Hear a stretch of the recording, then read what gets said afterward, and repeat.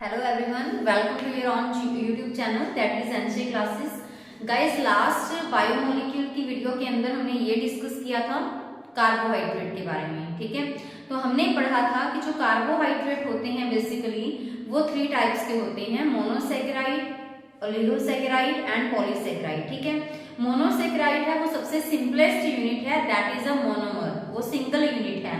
But जब बहुत सारी मोनोमर यूनिट आपस में कंबाइन होती हैं तो वो क्या बनाएंगे, ओलिगोसेकेराइड या फिर पॉलीसेकेराइड, ठीक है। अगर 2 से 10 यूनिट आपस में कंबाइन होती हैं गाइस तो बनेगा ओलिगोसेकेराइड। अगर मोर देन 10 यूनिट आपस में कंबाइन होती हैं तो बनेगा पॉलीसेकेराइड, ठीक है। तो लास्ट वीडियो में हमने इतना डिस्कस किया था और आज हम कार्बोहाइड्रेट को ही थोड़ा और इलैबोरेशन में पढ़ेंगे और आज की वीडियो के अंदर हमारा कार्बोहाइड्रेट टॉपिक कंप्लीट हो जाएगा, ठीक है। तो चलिए स्टार्ट करते हैं। तो देखिए सबसे पहले आप ये देखिए कि कार्बोहाइड्रेट के अंदर जो फर्स्ट कैटेगरी है गाइस वो किसकी आती है, मोनोसेकेराइड की। किसकी आती है, मोनोसेकेराइड की। और मोनोसेकेराइड्स जैसा कि हमने प्रीवियस वीडियो में भी पढ़ा था कि जो मोनोसेकेराइड्स होते हैं वो क्या होते हैं, मोनोसेकेराइड, मोनो मीन्स सिंगल, जिसके अंदर सिंगल यूनिट होती है, ठीक है। तो यानी कि ये एक तरह का मोनोमर की तरह ही काम करेगा इन केस ऑफ कार्बोहाइड्रेट, तो उसको हम क्या बोल देते हैं, मोनोसेकेराइड। ये सबसे सिंपलेस्ट यूनिट है जिसको हम फर्दर ब्रेक डाउन नहीं कर सकते, ठीक है। तो दैट इज कॉल्ड मोनोसेकेराइड।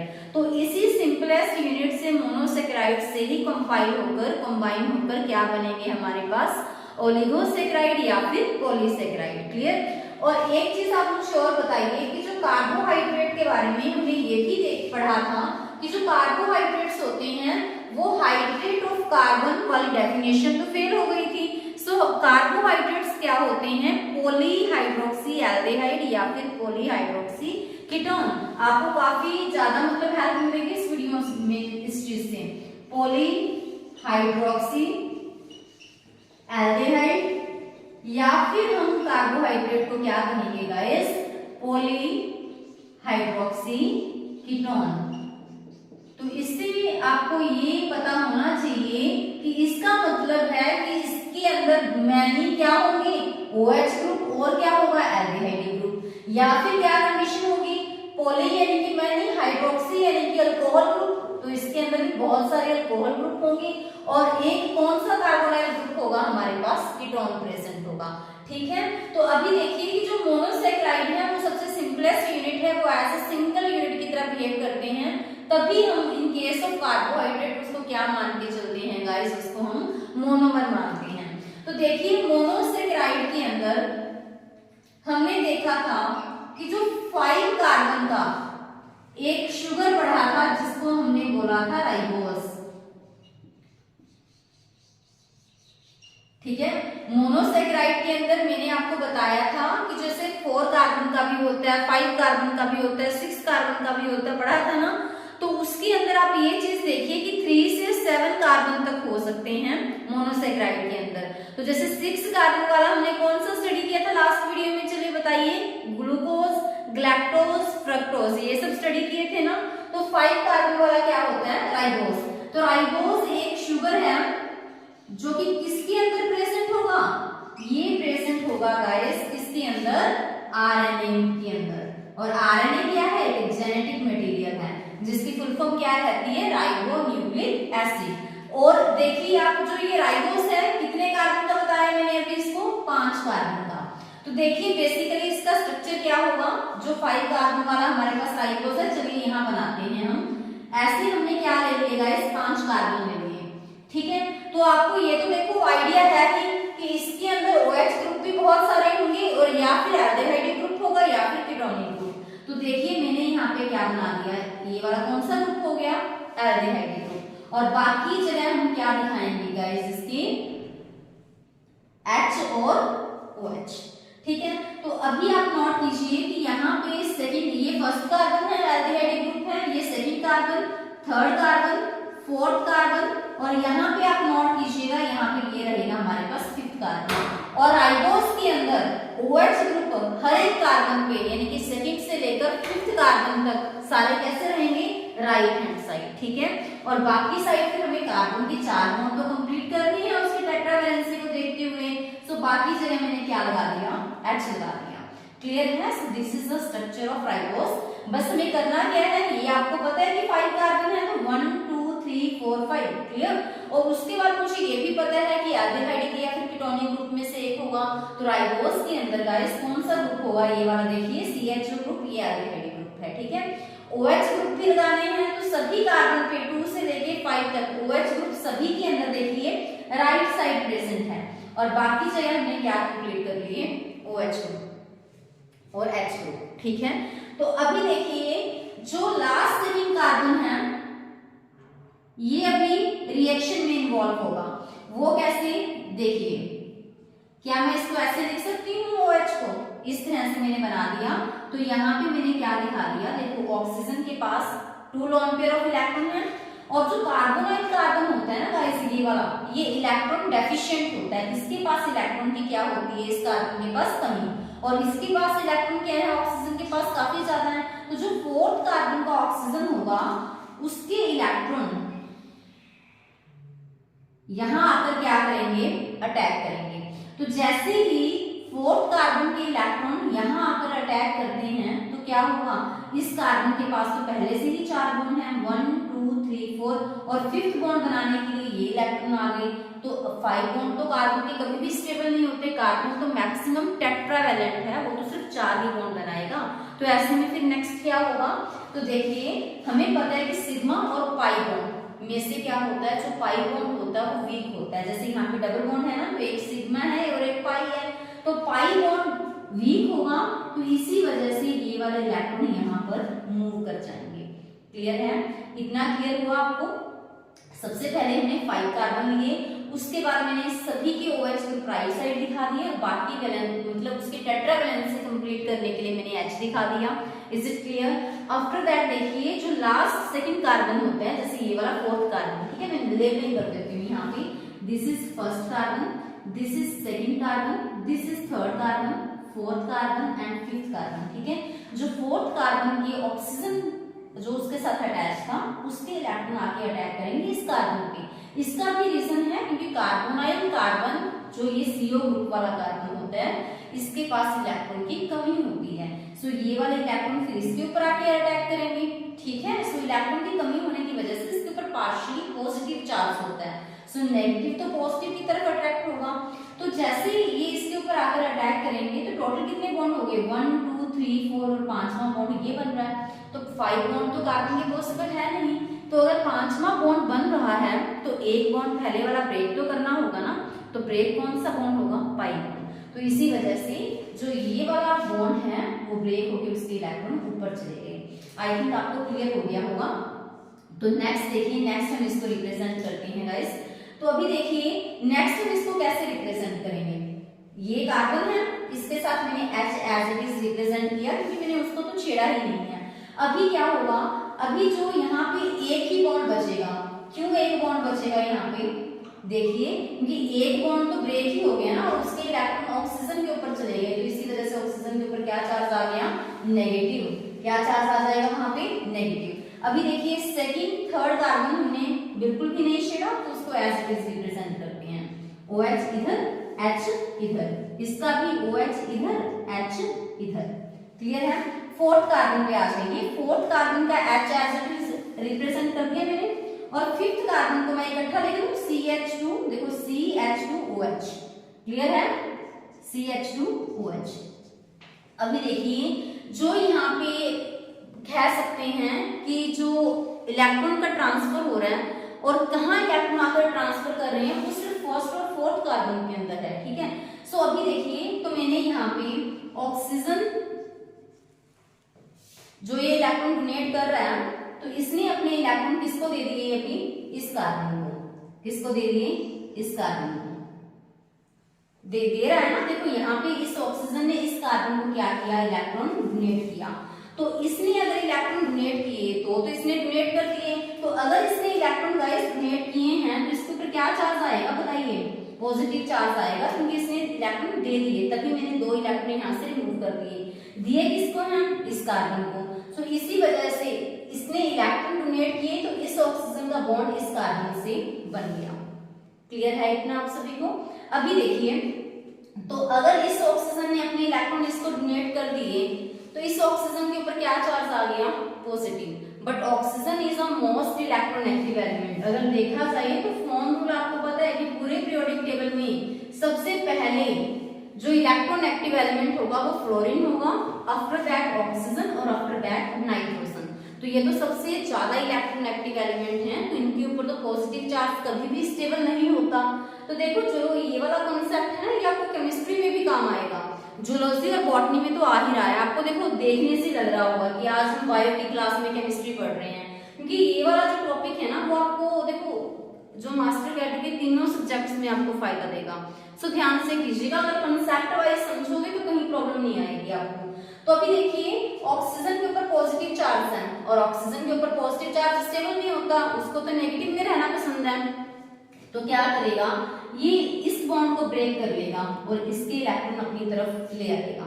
ठीक है, तो अगर इसने इसके इलेक्ट्रॉन अपनी तरफ ले आया तो क्या होगा? नेक्स्ट वन देखिए, इस कार्बन के पास देखो अगर ये वाला बॉन्ड ब्रेक हो गया यहाँ से तो H पॉजिटिव हट गया और वही H पॉजिटिव किसके पास चले जाएगा? नेगेटिव के पास। तो O के साथ नेगेटिव था, H पॉजिटिव वहां जाकर लग जाएगा तो क्या बन जाएगा ऊपर? OH। तो मैंने यहाँ पे ऐसे दिखा दूं इसको, जो फर्स्ट कार्बन था उसका H मैंने यहाँ दिखा दिया, OH इसको मैंने यहाँ दिखा दिया। यहाँ पे OH कैसे बना? O नेगेटिव ऑलरेडी था, इस बॉन्ड के ब्रेक होने से H पॉजिटिव वहां चला गया, जिसकी वजह से OH बन गया और उसको मैंने यहाँ रिप्रेजेंट कर दिया। सेकंड थर्ड को मैं एज इट इज रिप्रेजेंट करूंगी। ठीक है, तो ये रहा हमारे पास थर्ड कार्बन। क्लियर है? अभी देखिए ये फोर्थ कार्बन है गाइस, फोर्थ के पास मैंने H एज इट इज दिखा दिया, फिफ्थ को हमने छेड़ा ही नहीं है तो उसको एज इट इज रहने दो। ठीक है, तो अभी देखिए जैसे ही ये बॉन्ड टूटा तो इसके पास नेगेटिव आएगा, क्यों? क्योंकि इसने इलेक्ट्रॉन ले लिए हैं बट उसके पास पॉजिटिव भी तो पड़ा है। So positive negative cancel, so positive negative cancel हो गया तो ऑक्सीजन एज इट इज ऐसा बना रहेगा। ठीक है, अभी उसके ऊपर कोई चार्ज नहीं है, बट इस ऑक्सीजन की लिंकेज इस फर्स्ट कार्बन के साथ है। तो मैंने इस फर्स्ट कार्बन के साथ ऑक्सीजन की क्या दिखा दी? लिंकेज दिखा दी। हम इसको यहाँ पे भी दिखा सकते हैं, कोई प्रॉब्लम नहीं है। क्लियर है? तो इट मीन्स जब भी हम राइबोज का इस तरह से स्ट्रक्चर बनाएंगे ना तो लिंकेज किसके बीच में दिखानी है? फर्स्ट और फोर्थ कार्बन के बीच में। और फर्स्ट और फोर्थ कार्बन के बीच में किसके थ्रू लिंकेज हुई है? ऑक्सीजन के थ्रू। और जब भी लिंकेज ऑक्सीजन के थ्रू होती है गाइस तो उसको हम क्या बोलते हैं? देखिए अभी हो रही है ना लिंकेज यहाँ पे ऑक्सीजन के थ्रू। एक चीज आप और नोट कीजिएगा कि जो यहाँ पे हम दिखा रहे हैं ना, तो ये फर्स्ट कार्बन है, ये क्या है? सेकेंड कार्बन है, ये क्या है? थर्ड कार्बन है, ये फोर्थ कार्बन है और ये फिफ्थ कार्बन है। ठीक है, और जो ये फर्स्ट कार्बन रहेगा ना, ये हमारा क्या कार्बन होगा? Anomeric carbon. कौन सा कार्बन होगा ये? Anomeric carbon. एनोमेरिक कार्बन क्या होता है? देखिए किसी भी शुगर के स्ट्रक्चर में, कार्बोहाइड्रेट के स्ट्रक्चर में वो कार्बन जिसके साथ एल्डिहाइडिक या फिर कीटोनिक ग्रुप लगा होता है तो वो एनोमेरिक कार्बन रहेगा। ठीक है, क्योंकि साइक्लिक स्ट्रक्चर आप जब बनाओगे ना तब ऑक्सीजन के थ्रू लिंकेज वही दिखाएगा। तो आप ये देखिए इसका, तो फर्स्ट कार्बन ये क्या होगा? यहाँ पे एनोमेरिक कार्बन। तो इसी वजह से मैंने बोला कि ये क्या है? एनोमेरिक कार्बन है। और अगर हम एनोमर्स बनाए किसी भी कार्बोहाइड्रेट के, अगर हम गाइस एनोमर्स बनाए ना तो एनोमर्स हमारे पास किस तरीके से बनते हैं वो आप ध्यान दीजिएगा। एनोमर्स दो होते हैं actually, alpha anomer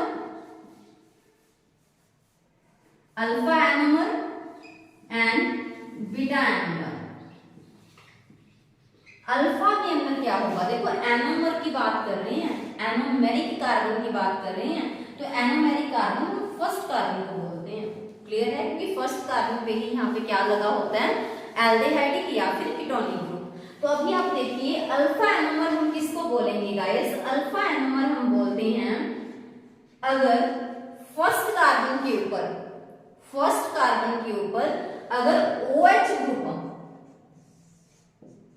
right side है तो उसको हम क्या बोलते हैं? Alpha anomer. फर्स्ट कार्बन के ऊपर अगर OH ग्रुप लेफ्ट साइड है तो that is called beta anomer. Clear है? तो अभी आप मुझे ये बताइए कि अगर मैं बोलूं आपको कि ये वाला कौन सा एनोमर है, तो देखो OH ग्रुप किस तरफ है, left side, so this is a beta anomer. और अगर मैं यहाँ पे इसको थोड़ा चेंज कर दूं, आप देखिए मैंने यहाँ पे OH ले लिया और यहाँ पे क्या ले लिया, H ले लिया, तो ये क्या बनेगा बताइए, OH ग्रुप कहाँ आ गया, राइट साइड आ गया ना, तो इसको मैं क्या बोलूंगी, अल्फा एनोमर। ठीक है, आई थिंक आपको क्लियर हो गया होगा। तो चलिए एक बार मैं दोबारा से रिपीट कर देती हूँ।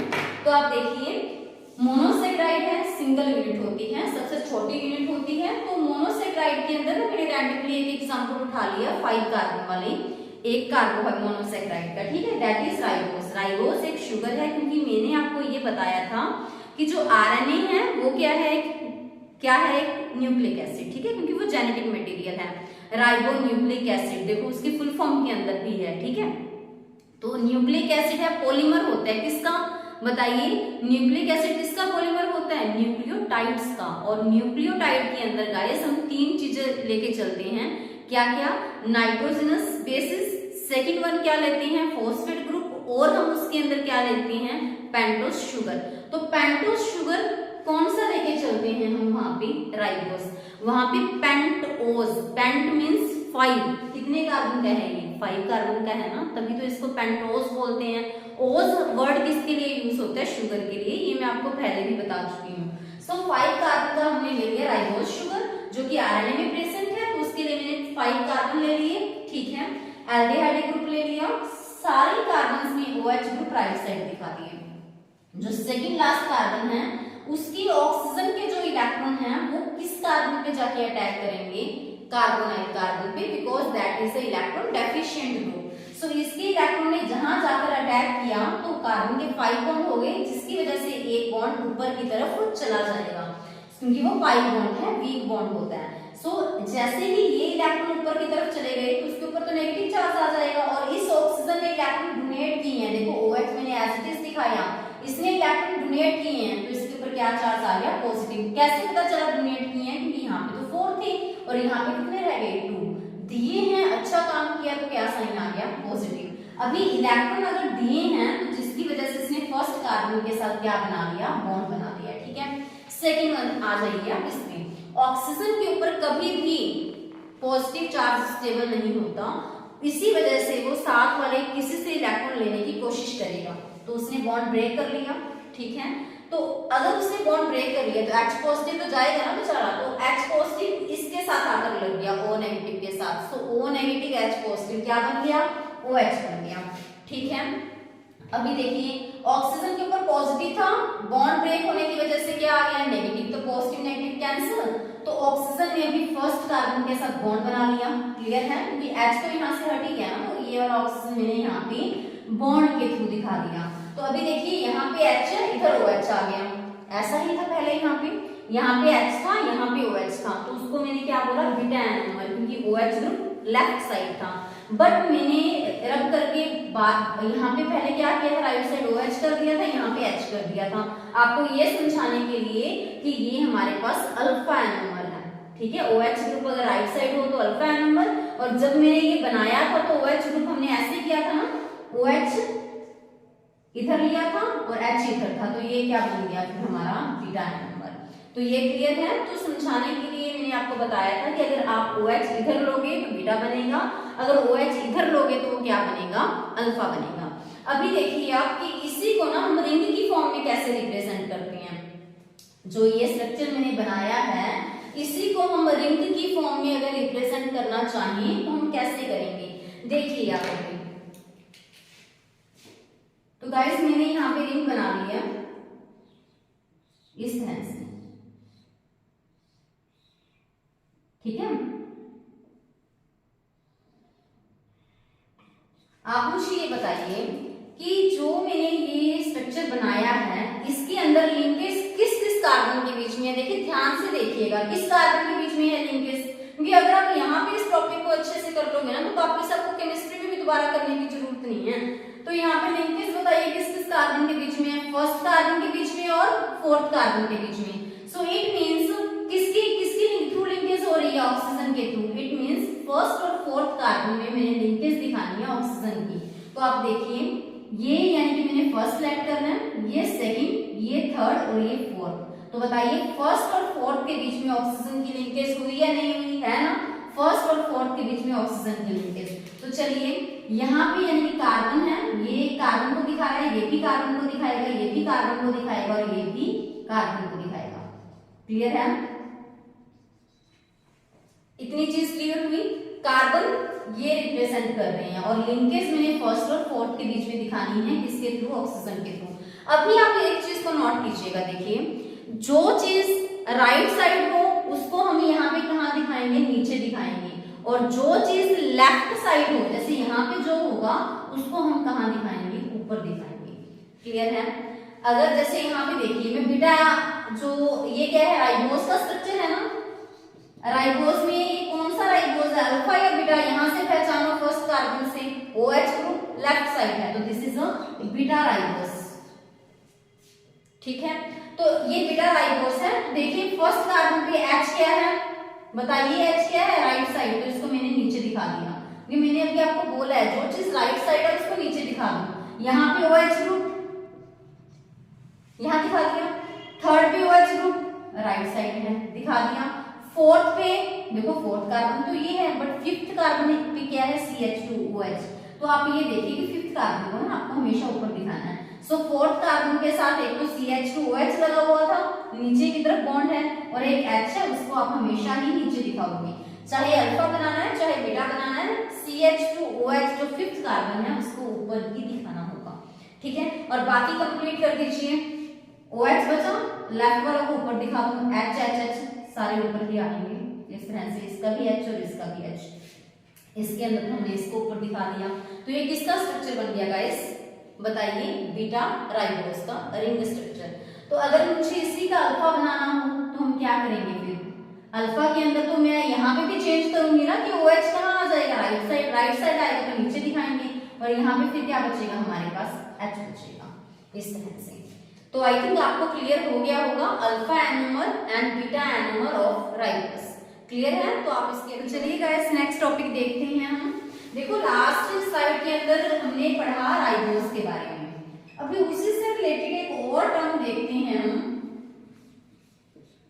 तो पहले ना, उससे पहले मैं आपको एक बार राइबोस का स्ट्रक्चर बना दूं, सो दैट जो नेक्स्ट टॉपिक है ना वो इसी से रिलेटेड है, तो आपको इजीली समझ आ जाएगा वो। तो राइबोस का स्ट्रक्चर हमने अभी तक ये बनाया, ठीक है, जिसके अंदर गाइस हमने देखा कि यहाँ पे फर्स्ट एंड फोर्थ कार्बन के बीच में क्या है, लिंकेज है। ठीक है, और ऐसे में हमने देखा कि अगर हम बात करते हैं अल्फा राइबोस की, तो उसके अंदर क्या था, OH ग्रुप राइट साइड था, जिसकी वजह से मैंने उसको नीचे लिया था। सेकंड पे भी राइट साइड, थर्ड पे भी राइट साइड, ठीक है, और यहाँ पे फिर HH आएंगे। क्लियर है, और फिफ्थ कार्बन पे हमने देखा था कि जो CH2OH ग्रुप है वो ऊपर था, और यहाँ पे मैंने क्या ले लिया, H ले लिया। क्लियर है, तो ये क्या था हमारे पास, अल्फा राइबोस का स्ट्रक्चर। और राइबोस एक शुगर है जो कि प्रेजेंट होगा in case of RNA, pentose sugar. तो वैसे ही अगर मैं बात करूं गाइस डीऑक्सीराइबोस की, तो आपको डीऑक्सीराइबोस वर्ड सुना हुआ लग रहा होगा ना, क्योंकि हम पढ़ते हैं DNA that is deoxyribo nucleic acid. ठीक है, तो ये एक शुगर है, और कैसा शुगर है, ये भी पेंटोस शुगर है। वर्ड पढ़ा है ना, पेंटोस शुगर मींस 5 कार्बन वाला शुगर। ठीक है, जो कि कहां प्रेजेंट होगा, DNA के अंदर। तो देखिए हम ना, देखो हर चीज के पीछे रीजन होता है। जैसे पेंटोस हम इसको बोलते हैं, तो पेंट मींस 5 कार्बन, ओस जिसके पीछे भी आता है वो क्या होता है, शुगर। तो यानी कि ये एक शुगर है जो कि कितने कार्बन वाला होगा, 5 कार्बन वाला। बट आप देखो इस चीज को ध्यान से कि इसके पीछे भी तो राइबोस है, फिर इसके अंदर और इसके अंदर क्या रिलेशन है आपस में। तो देखिए बिल्कुल सिमिलर है ये, बस एक चीज का माइनर सा फर्क है इनके अंदर। तभी देखो आपने देखा होगा कि इसके अंदर भी तो राइबोस वर्ड आ रहा है। तो देखो राइबोस मतलब ये राइबोस शुगर की तरह, ठीक है। ऑक्सी मतलब डीऑक्सीजन, ऑक्सी मतलब ऑक्सीजन, डी का मतलब होता है रिमूव होना, डी का मतलब क्या होता है, रिमूव होना। तो इट मींस अगर मैं कहूं कि कि राइबोज शुगर में से अगर एक ऑक्सीजन को हटा दिया जाए तो वो क्या बन जाता है, डीऑक्सीराइबोज शुगर। अभी क्वेश्चन ये है कि ऑक्सीजन कहां से हटाई जाएगी, तो गाइस ध्यान दीजिएगा, राइबोज शुगर के सेकंड कार्बन के पास जो OH ग्रुप होता है ना, वहां से अगर हम एक ऑक्सीजन को एलिमिनेट कर दें तो हमारे पास वो क्या बन जाएगा, डीऑक्सीराइबोज शुगर। तो जैसे देखिए, मैं पहले ना यहाँ पे एक बार राइबोज का स्ट्रक्चर बनाती हूँ सो दैट आपको क्लियर हो जाए। तो देखो राइबोज के अंदर क्या था, HOH। ये देखो मैंने आपको क्या बोला है कि एक ऑक्सीजन को हटाना है, ठीक है, बाकी तो राइबोज की तरह ही है, एक ऑक्सीजन को हटाना है वो भी सेकंड कार्बन से। ये फर्स्ट कार्बन है, ये सेकंड, ये थर्ड, ये फोर्थ और ये फिफ्थ कार्बन, ठीक है। तो मैं सेकंड कार्बन को रिप्रेजेंट नहीं करूंगी, बाकी को एज इट इज कर दो क्योंकि बाकी तो सिमिलर ही रहने वाले हैं। HOH, H, यहाँ पे देखिए CH2OH, क्लियर है। तो देखो ऊपर तो H एज इट इज ही आना है, ठीक है। अभी यहाँ देखो कि जो हमारे पास राइबोज था, राइबोज के पास ये सेकंड कार्बन है, ठीक है। सेकंड कार्बन के पास जो OH ग्रुप है वहां से मुझे इस ऑक्सीजन को हटा देना है। तो अगर मैं ऑक्सीजन को हटा दूंगी यहाँ से गाइस, तो पीछे क्या बचेगा, H बचेगा। और यही मेन डिफरेंस है किसके अंदर, ribose sugar and deoxyribose sugar, यानी कि डीऑक्सीराइबोज शुगर के अंदर जो सेकंड कार्बन के पास OH ग्रुप होता है, उस ऑक्सीजन डीऑक्सीराइबोज के अंदर वो OH ग्रुप में से ऑक्सीजन नहीं होती, सिर्फ यहाँ पे H रह जाता है। यही मेन डिफरेंस रहेगा DNA और RNA के शुगर के अंदर। क्लियर है आपको डीऑक्सीराइबोज, यानी कि राइट भी कर देती हूँ मैं कि जो सेकंड कार्बन के पास OH ग्रुप है उसके ऑक्सीजन को क्या कर देना है, हमने एलिमिनेट कर देना, ठीक है, उसके ऑक्सीजन को क्या कर देना है, हमने एलिमिनेट कर देना। तभी मैंने वहां पे उसका सिंबल लिख दिया। क्लियर है इतना। अभी नेक्स्ट देखिए, नेक्स्ट हम बात करते हैं ग्लूकोज की। ग्लूकोज का भी देखो एज इट इज रहेगा। ग्लूकोज क्या है, बट हमारे पास ये 6 कार्बन वाला है, जो बेसिक है वो तो सेम रहेंगे ना इनके। तो ग्लूकोज 6 कार्बन वाला है, तो 6 कार्बन है, तो इसका स्ट्रक्चर हमने कुछ ऐसा बनाया था, ठीक है। लास्ट टाइम डिस्कस किया था ना हमने ग्लूकोज का स्ट्रक्चर, कि जो फर्स्ट कार्बन है उसके पास एल्डिहाइड ग्रुप होगा, बाकियों के पास क्या होगा, बाकियों के पास हमने जो पॉलीहाइड्रोक्सी वाला कांसेप्ट फॉलो करना है कि OH ग्रुप होंगे। तो देखिए सभी के 4 बॉन्ड कंप्लीट करने हैं, तो सिर्फ थर्ड कार्बन ऐसा है जिसके पास OH ग्रुप लेफ्ट साइड होगा, बाकियों के पास OH ग्रुप भी क्या होंगे, राइट साइड, ठीक है। और मैंने क्या कंप्लीट कर लिए गाइस, H कंप्लीट कर लिए। क्लियर है इतना। अभी देखिए हमेशा क्या होगा, राइबोज में भी क्या था, जो सेकंड लास्ट कार्बन था वो अपने इलेक्ट्रॉन डोनेट कर रहा था, किसको, उसका सेकंड लास्ट कार्बन का जो OH ग्रुप था वो अपने इलेक्ट्रॉन दे रहा था ना, किसको दे रहा था, एनोमेरिक कार्बन को, है ना, क्योंकि उसके पास एल्डिहाइड और कीटोनिक ग्रुप है। सो सेम ही यहाँ पे होगा, इसके पास क्या होगा, इलेक्ट्रॉन है, सेकंड लास्ट कार्बन है, इसके ऑक्सीजन के पास इलेक्ट्रॉन है, सो ये अपने इलेक्ट्रॉन इस कार्बन को देगा। क्यों, क्योंकि ये कार्बन एक कार्बन है, इसके पास इलेक्ट्रॉन की कमी है। तो थोड़ा देखिए आप जल्दी समझिए इस चीज को, क्योंकि ऑलरेडी हम इस पे काफी टाइम इन्वेस्ट कर चुके हैं, तो आपको बेसिक कॉन्सेप्ट तो देखो वहां पे ही क्लियर हो गया होगा। तो इसके पास जो इलेक्ट्रॉन है उसने इस कार्बन को डोनेट किए, तो ये वाले जो पाई बॉन्ड था वो ब्रेक होके ऊपर चला गया।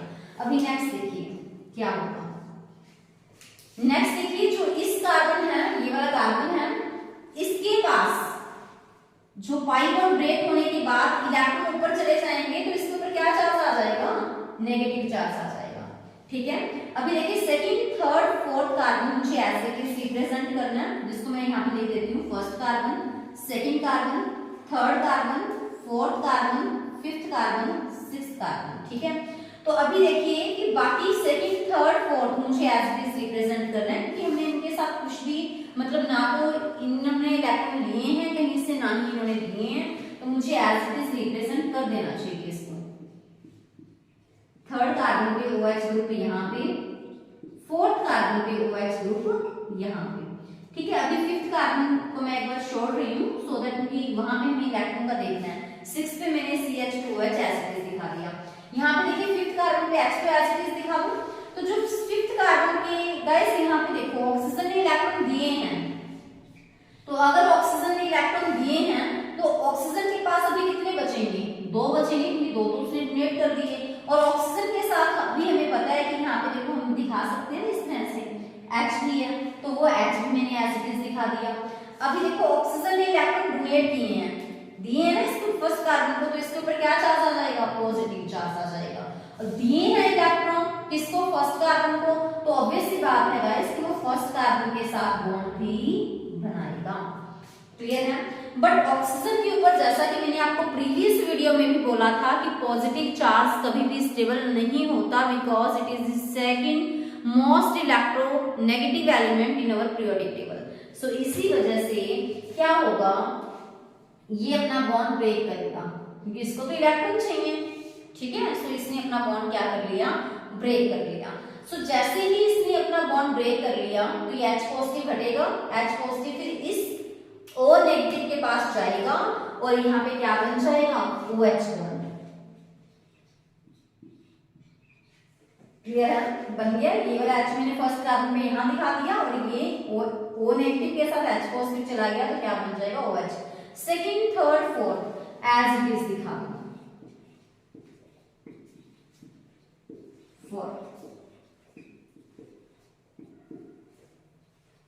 ठीक है, तो ये रहा हमारे पास फिफ्थ कार्बन।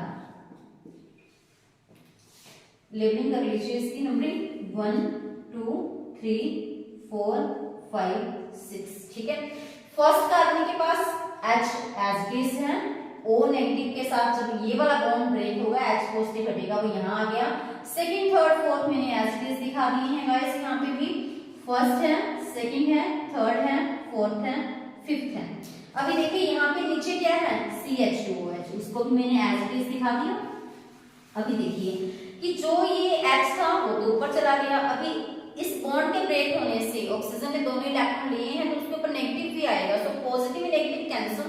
सो इसी वजह से मैं दिखा सकती हूँ इस ऑक्सीजन का यहाँ इस कार्बन के साथ डायरेक्टली बॉन्ड, क्योंकि अभी उसके ऊपर देखो इसका बॉन्ड मैंने इसके साथ दिखा दिया, इसका ये वाला H यहाँ चला गया। अभी ऑक्सीजन के ऊपर कोई चार्ज भी नहीं आएगा क्योंकि उसका पॉजिटिव नेगेटिव क्या हो चुका है, कैंसिल हो चुका है। अभी देखिए तो ये क्या बन गया, इसका स्ट्रक्चर बन गया ना। तो ऐसे स्ट्रक्चर में आप ये देखिए कि यहाँ पे भी जो फर्स्ट कार्बन है वो एनोमेरिक कार्बन होगा। क्यों, क्योंकि फर्स्ट कार्बन गाइस वो कार्बन जिसके पास एल्डिहाइड ग्रुप कीटोनिक ग्रुप होते हैं उसी को हम एनोमेरिक कार्बन बोलते हैं। और उसी कार्बन के अराउंड हम देखेंगे कि OH ग्रुप राइट साइड है तो अल्फा, वही पहले वाला कंसेप्ट। अगर लेफ्ट साइड है तो इसको बीटा बोलेंगे। तो अभी देखिए OH ग्रुप कहाँ है बताइए, लेफ्ट साइड है ना, तो ये बीटा ग्लूकोज का स्ट्रक्चर होगा। ये किसका स्ट्रक्चर है, बीटा ग्लूकोज का। ठीक है, बट अगर मुझे अल्फा ग्लूकोज बनाना है, तो अगर मुझे अल्फा ग्लूकोज बनाना है तो मैं क्या करूंगी, अल्फा ग्लूकोज बनाना है तो मुझे ऐसा कुछ करना होगा कि OH ग्रुप राइट साइड लेना होगा। तो जब OH ग्रुप राइट साइड लेते हैं उसी को तो हम क्या बोलते हैं, अल्फा ग्लूकोज। क्लियर है, तो इसका आप अभी स्क्रीनशॉट लीजिए। तो चलिए गाइस नेक्स्ट देखते हैं हम पायरानोस रिंग स्ट्रक्चर ऑफ ग्लूकोज। ठीक है, तो यहाँ पे हमने अल्फा ग्लूकोज और बीटा ग्लूकोज को डिस्कस किया, जिसके अंदर हमने देखा कि अगर OH ग्रुप राइट साइड है तो अल्फा ग्लूकोज, अगर लेफ्ट साइड है गाइस तो उसको हम क्या बोलते हैं, बीटा ग्लूकोज।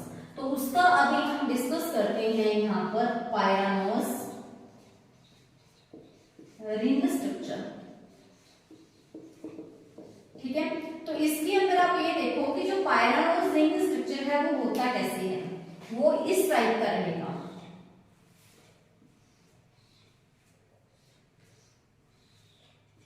जिसके अंदर कितने कार्बन होंगे वो देखिए, यहां पे देखो इस तरह से, सॉरी इस तरह से। ठीक है, इस रिंग के अंदर ओवरऑल कितने कार्बन हैं, 1 2 3 4 5 और एक क्या है, ऑक्सीजन, यानी कि टोटल 6 एटम है इस रिंग के अंदर।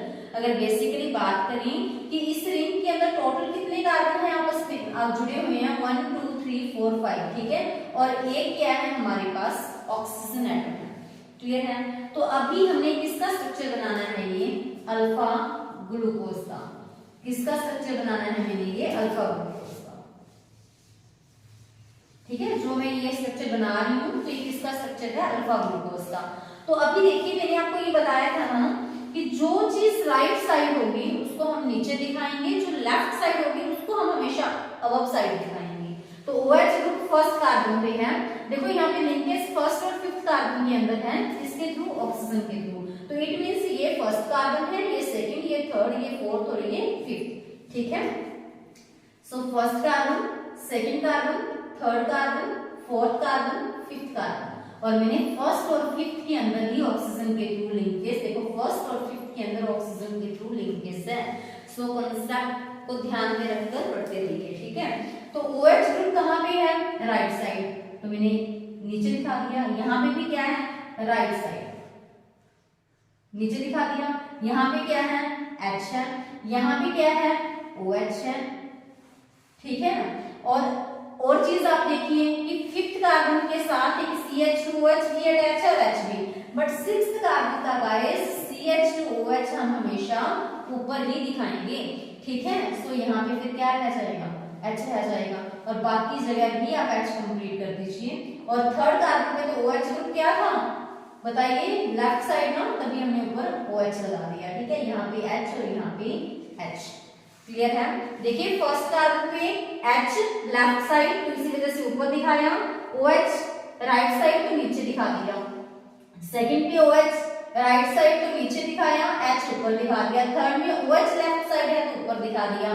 तो इस तरह से आपको रिप्रेजेंट करते चलना है। और this is the structure of what? This is the structure of glucose. कैसा ग्लूकोज? Alpha glucose. ठीक है, और अल्फा ग्लूकोज का कैसा स्ट्रक्चर है गाइस? ये पायरानोस रिंग स्ट्रक्चर। क्लियर है?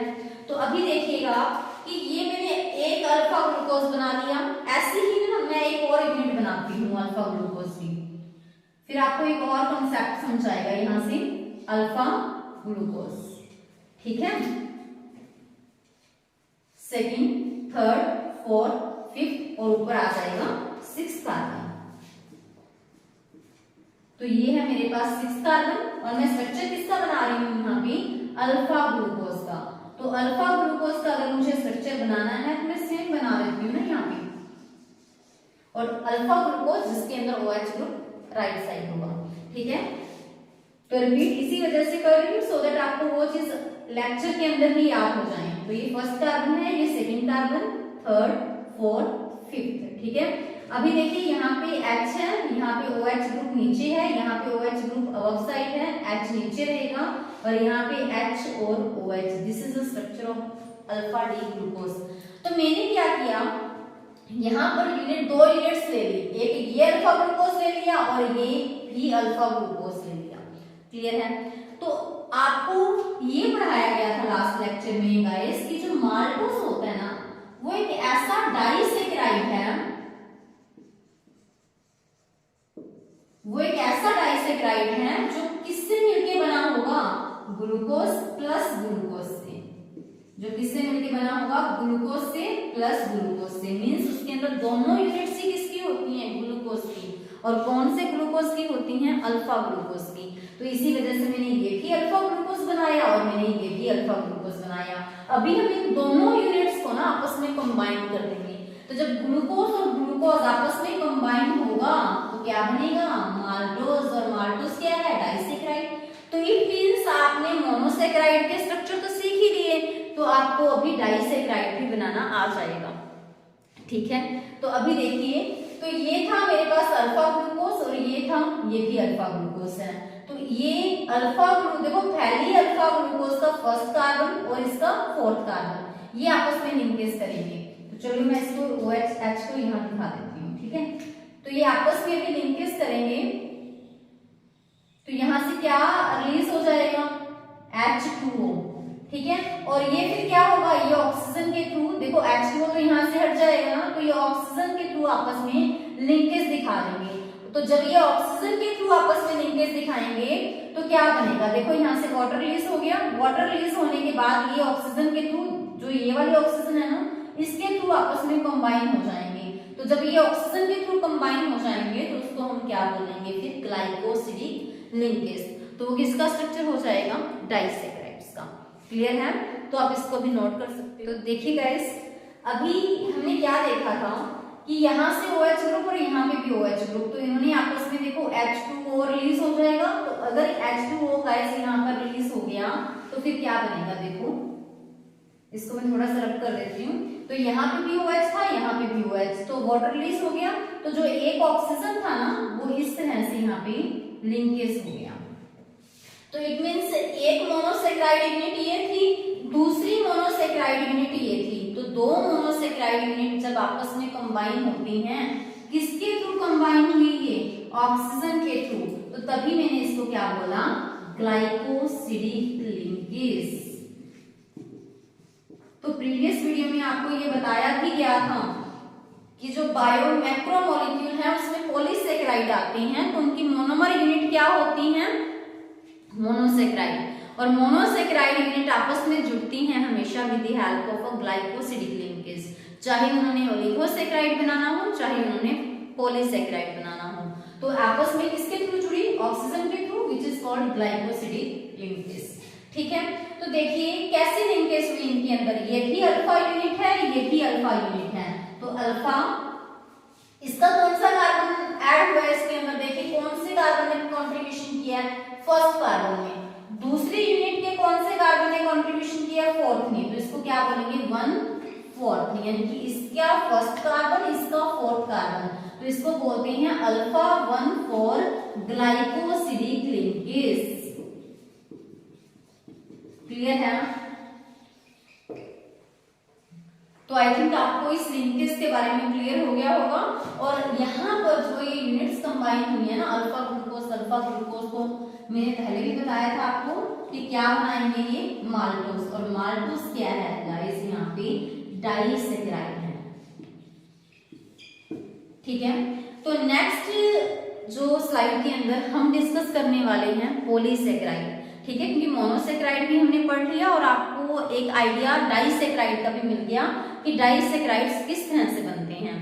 क्लियर है? अभी आपको इसका स्ट्रक्चर करना है डाइसेकेराइड में माल्टोस का। केमिस्ट्री में हम और भी डिटेल में पढ़ने वाले हैं कि सुक्रोज का स्ट्रक्चर कैसा होगा, ठीक है, लैक्टोज का स्ट्रक्चर कैसा होगा जो कि मिल्क के अंदर प्रेजेंट होता है, जिसको कि ग्लूकोज प्लस ग्लैक्टोज से मिलके बनता है। तो चलिए नेक्स्ट स्लाइड में फिर हम करते हैं अभी। चलिए नेक्स्ट टॉपिक है हमारा पॉलीसेकेराइड।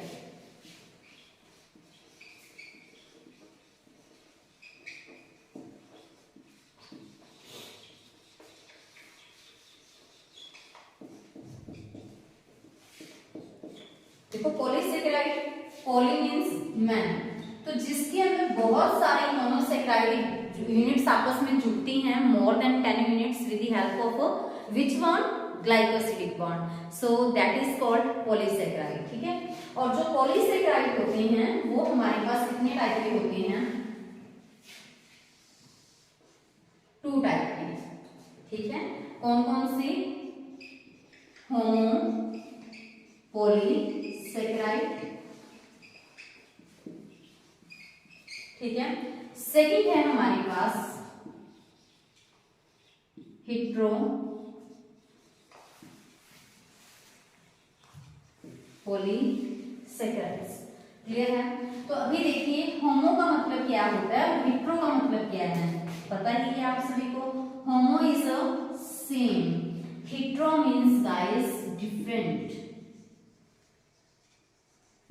ठीक है, तो जिसके अंदर डिफरेंट मोनोमर यूनिट होंगी, अलग अलग टाइप्स की मोनोमर यूनिट होंगी।